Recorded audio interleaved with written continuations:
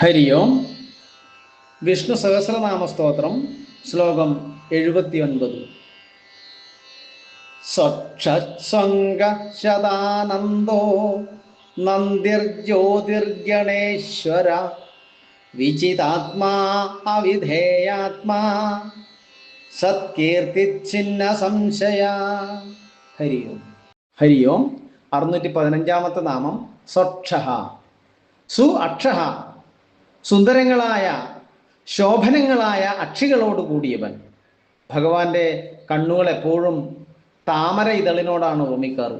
അങ്ങനെ താമരപ്പൂവിനോട് തുല്യങ്ങളായ കണ്ണുകളോട് കൂടിയവൻ എന്ന അർത്ഥത്തിൽ സ്വക്ഷഃ. 616 നാമം സ്വാംഗഃ. സു അംഗഃ, മനോഹരങ്ങളായ അവയവങ്ങളോട് കൂടിയവൻ എന്ന അർത്ഥത്തിൽ സ്വംഗഃ. 617 നാമം ശതാനന്ദഃ. ഒരേ ഒരു ആത്മാവായ ആ ഭഗവാൻ, പരമാനന്ദ സ്വരൂപിയായ ആ പരമാത്മാവ് ആ ആനന്ദത്തെ അനുഭവിക്കാൻ പല ശരീരങ്ങൾ എടുക്കുന്നു. അങ്ങനെ പല ശരീരങ്ങളിലായി ഇരുന്നു കൊണ്ട് ഒരേ ഒരു ആനന്ദത്തെ പല ശരീരത്തിൽ ഇരുന്ന് അനുഭവിക്കുന്നു എന്നതിനാൽ ആ ആനന്ദം ഒരുപാടുണ്ട്. അങ്ങനെ ഉള്ള അർത്ഥത്തിലാണ് ശതം. ശതം എന്നാൽ 100 എന്നല്ല, അനേകം ആനന്ദത്തെ അനുഭവിക്കുന്നു എന്നതിനാൽ ശതാനന്ദ. 618 നാമം നന്ദിഹി.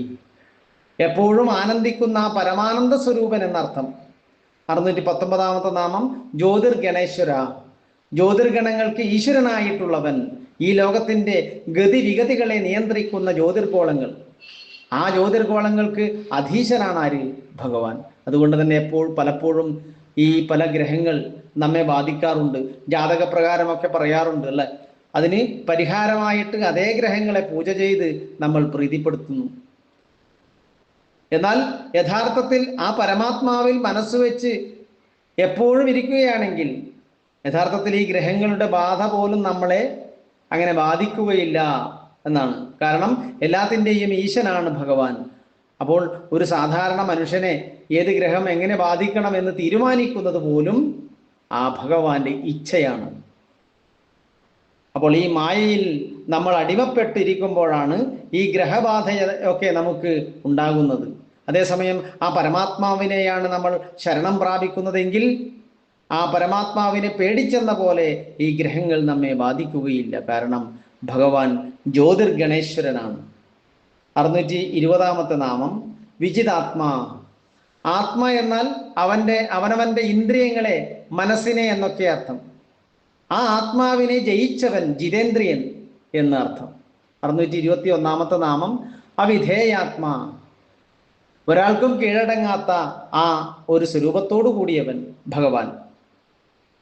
ഭഗവാൻ കീഴടങ്ങുന്നത് ഭക്തിയുടെ മുന്നിൽ മാത്രമാണ്, അല്ലാതെ മറ്റൊന്നിനാലും ഭഗവാനെ കീഴടക്കാൻ സാധ്യമല്ല. അതാണ് അവിധേയാത്മാ. 622 നാമം സത്കീർത്തിഹി. പരമാർത്ഥമായ യശസ്സുള്ളവൻ, എല്ലായിടത്തുള്ളവരാലും അറിയപ്പെടുന്നവൻ, ഒരേ ഒരു ചൈതന്യത്തെയാണ് പലരും പല ഭാവത്തിൽ പല രൂപത്തിൽ ആരാധിക്കുന്നത്. അങ്ങനെ ഈ ലോകത്തുള്ള എല്ലാവരാലും ആരാധിക്കപ്പെടുന്നവൻ, അതുകൊണ്ട് തന്നെ പ്രശസ്തിയുള്ളവൻ, യശസ്സുള്ളവൻ, അതാണ് സത്കീർത്തിഹി. 623 നാമം ഛിന്ന സംശയ. സർവജ്ഞനായ ഭഗവാന് ഇവിടെ ഒന്നിനെക്കുറിച്ചും യാതൊരു വിധത്തിലുള്ള സംശയവുമില്ല. അങ്ങനെ എല്ലാ സംശയവും ഛിന്നമാവുക, ഇല്ലാതായവനാണ് ഭഗവാൻ. അതൊരു നാശമായിട്ട് പറഞ്ഞു എന്ന് മാത്രം, ഒരു നാമമായിട്ട് പറഞ്ഞു എന്ന് മാത്രം. കാരണം ഭഗവാനാണ് ഇവിടെ എല്ലാം സൃഷ്ടിക്കുന്നത്. അപ്പോൾ പ്രത്യേകം പറയേണ്ടതില്ല.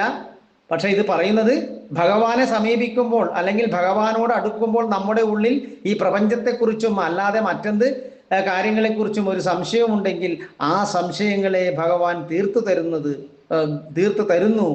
അതുകൊണ്ടാണ് ഇങ്ങനെ ഒരു നാമം പറയുന്നത്. ഭഗവാൻ ഛിന്ന സംശയ. ഹരി ഓം.